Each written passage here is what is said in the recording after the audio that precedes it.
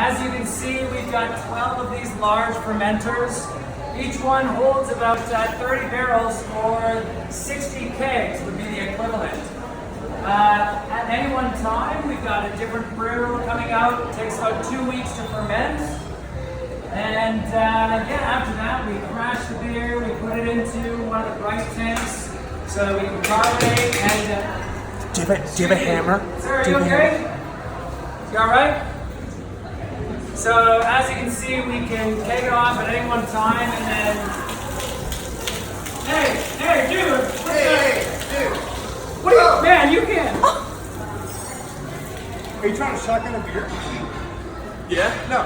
Here you go. That's not a shotgun. Yeah, technically speaking, I guess you're right. Come on. Go! Ow! That's more like it! Ow!